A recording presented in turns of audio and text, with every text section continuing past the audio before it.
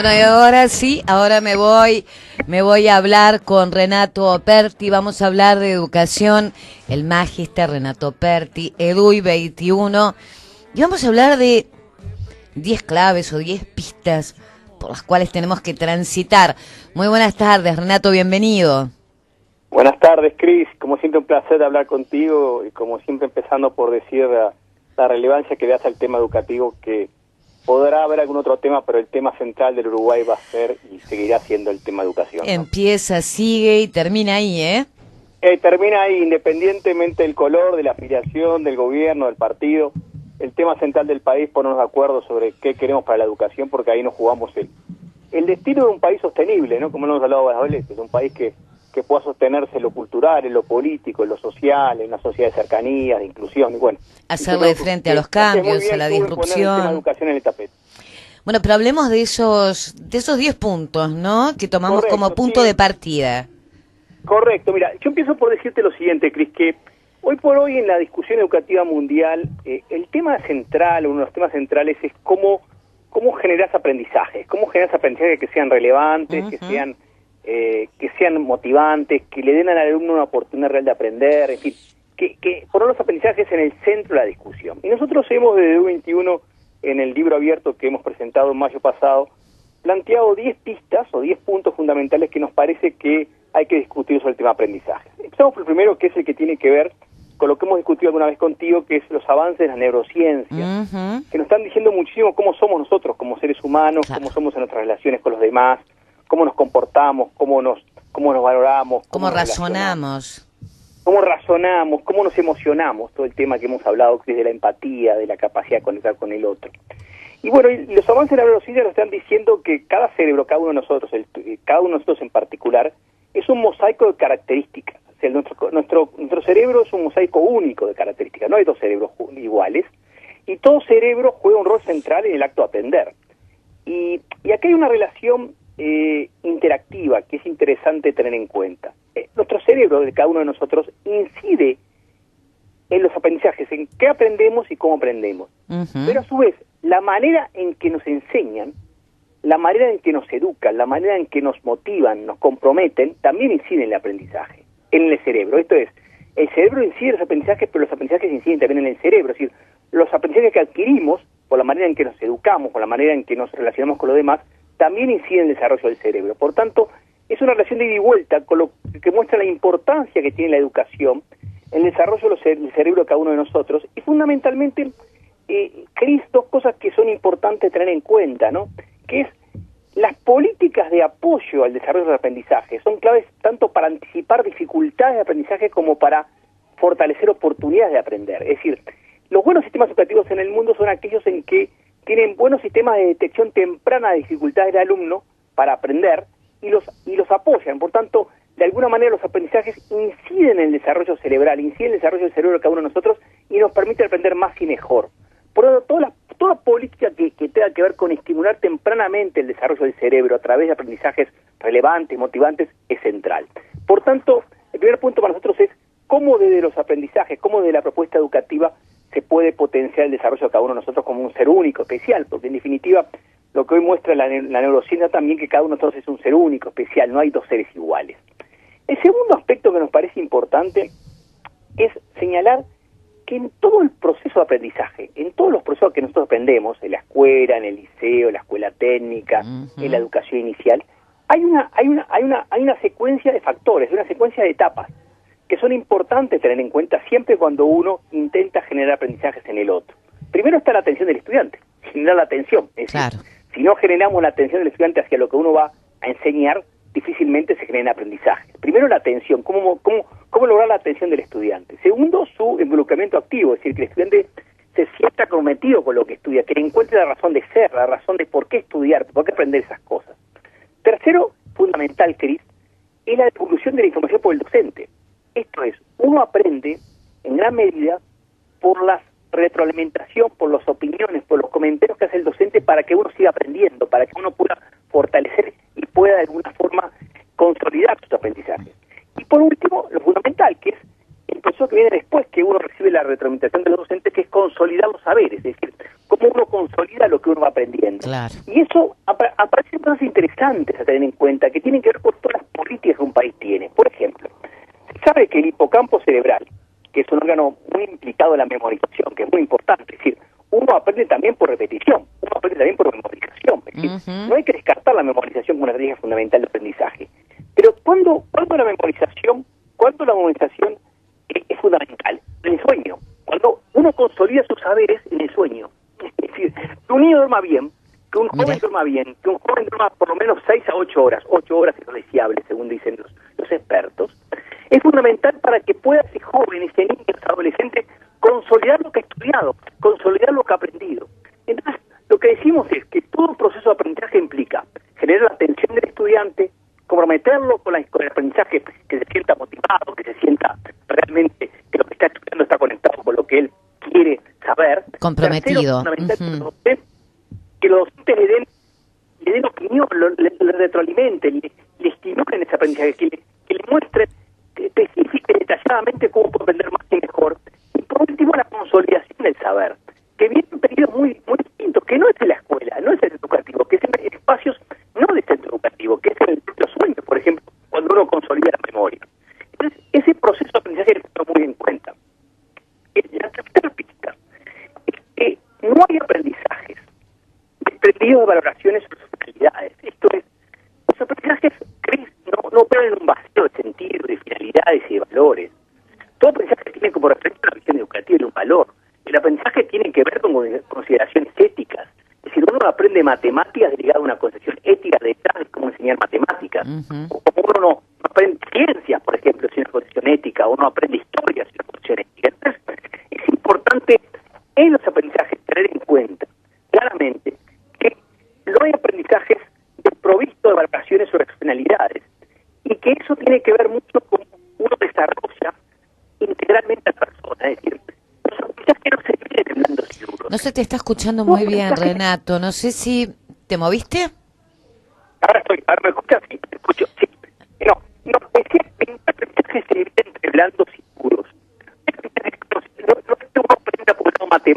No te estamos escuchando bien. Le pido a Ramón si te vuelve a llamar, a ver si podemos corregir un poco la comunicación, porque es una lástima no poder escucharlo bien cuando todos estos conceptos además van de la mano y necesitamos claridad para poder aprender sobre estas cosas que muchísimos han estudiado a fin de mejorar nuestras posibilidades o las posibilidades de nuestros niños y nuestros jóvenes de aprender.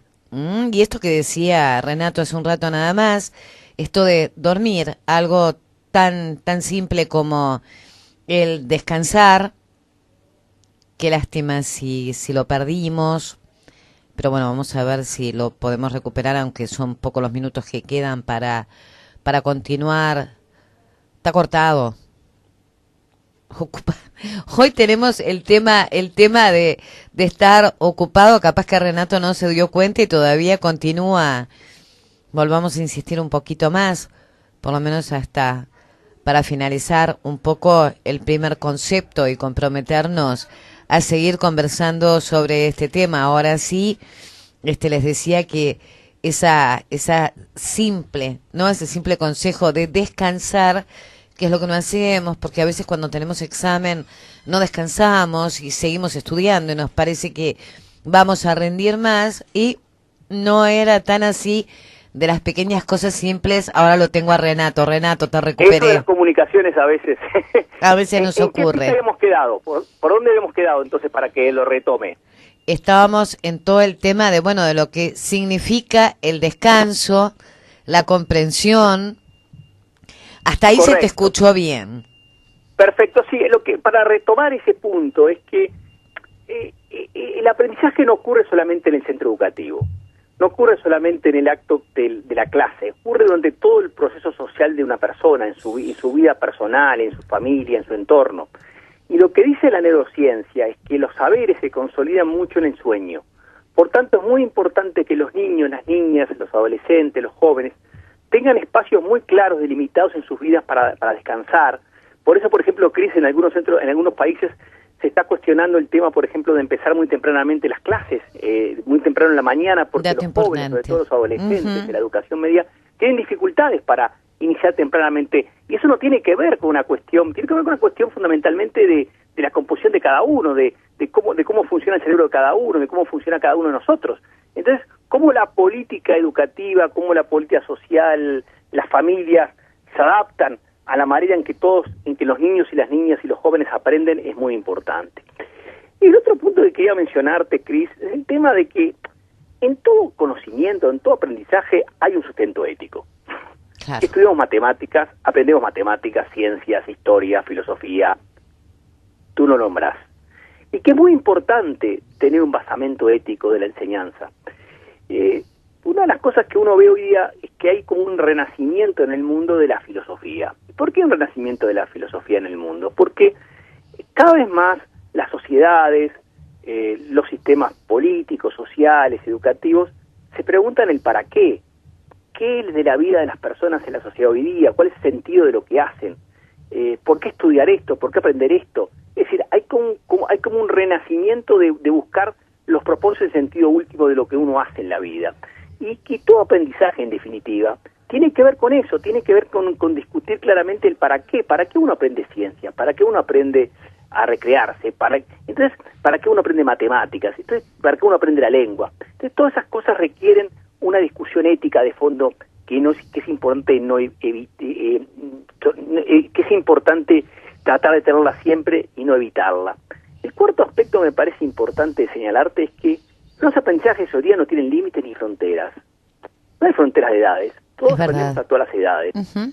La neurociencia nos dice que nuestro cerebro permanentemente está creciendo en neuronas, si lo estimulamos bien, naturalmente. Que no hay fronteras en cuanto al contexto, que todos podemos aprender en diversidad de contextos. Que hay diversidad de enfoques educativos, y que es bueno que haya diversidad de enfoques educativos. Que hay diversidad de ambientes de aprendizaje, y es bueno que lo haya, ambientes más formales, ambientes más informales. Uh-huh. Entonces el aprendizaje ocurre a lo que la UNESCO denomina a lo largo y ancho de toda la vida, desde cero a siempre. Sí, hoy más que nunca. Hoy más que nunca, porque además, Cris, en este mundo que tú has colocado muchas veces en la discusión sobre el mundo de la cuarta revolución industrial, sí, el mundo de cambios disruptivos, uno va a vivir una vida donde va a tener un ciclo de alternancia entre trabajo y estudio. Va a estudiar, va a trabajar, va a volver a estudiar, va a volver a trabajar. Las personas van a trabajar hasta los 90 años. Y bueno, la expectativa de vida de los nenes que nacen hoy en Uruguay es de 100 años. De 100 años. Y fíjate que eso quizás, yo el otro día escuchaba y leía que ya hay países que están pensando sus sistemas de protección social, sus sistemas educativos, uh-huh, y su sistema de formación a lo largo de toda la vida, en función de que las personas van a tener 4 o 5 ciclos de alternancia entre educación y trabajo, y que se van a retirarse a la edad de 90 años. Claro. Entonces, más que nunca... Hasta que estés bien. Que está bien, es un buen... Y además ese dato que decía el Uruguay, habla bien del Uruguay, es un país que seguimos creciendo en esperanza de vida, quiere decir, uh-huh, que es un país que da más oportunidades a sus niños, lo cual es muy importante.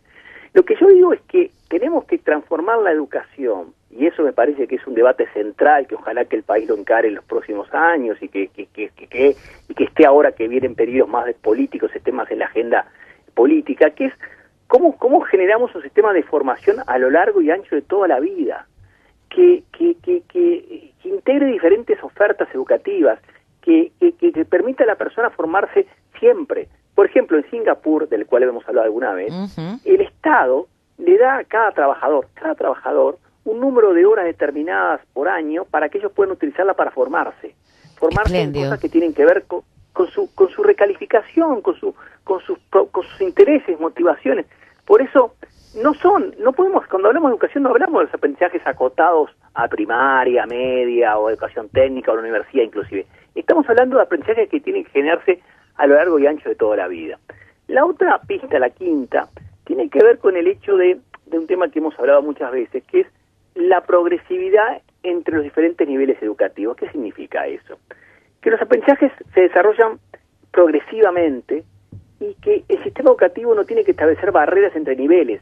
Esto es, que el pasaje del aprendizaje del nivel primario al medio tiene que ser fluido, tiene que ser secuenciado, progresivo, y que no debe haber una ruptura tal en que la matemática que se enseña y la ciencia que se enseña en la educación primaria sea diametralmente diferente a la manera en que se enseña la ciencia y la matemática y la educación media. Por eso EDUI 21 propone otros ciclos de claro, nosotros proponemos en definitiva algo que en el mundo, no es que EDUI 21 lo que ha hecho es, o lo que hemos intentado hacer es leer el mundo no para imitar el mundo, sino para entender mejor dónde podemos situarnos nosotros, porque en definitiva yo creo que hay que hacer una diferencia, y Cris, que lo hemos hablado alguna vez. No hay ninguna reforma educativa en ningún país del mundo, ninguna transformación educativa es imitar a otra. Haría muy mal el Uruguay si dijera, bueno, vamos a hacer una educación como Finlandia. No. Sí, vamos a copiar y pegar. No. Claro, eso copiar y pegar no existe, porque significaría dejar de lado que los países son construcciones culturales y son construcciones político-culturales y sociales específicas. Y en el mundo hoy el concepto que cada vez más se instala, Cris, es la idea de mundo local, donde tú tenés una visión global aterrizada localmente. Y ahí lo que nosotros decimos, básicamente, es que el mundo transita en general hacia una educación más compacta. Esto es, una educación que va por ciclos etarios. Algunos países van de 3 a 18 años, otros países van de 3 a 14. Hay diferentes modalidades y alternativas, pero la idea es, básicamente, para que el oyente lo vea con claridad, es romper la discontinuidad que hay entre la educación primaria y la educación secundaria. Esa es la clave. La clave de mejoramiento de los aprendizajes, la progresividad del aprendizaje, tiene que ver con que los maestros, las maestras, los profesores compartan criterios comunes de cómo enseñar las matemáticas, de cómo evaluarla, de cómo desarrollar conocimientos y competencias de los alumnos.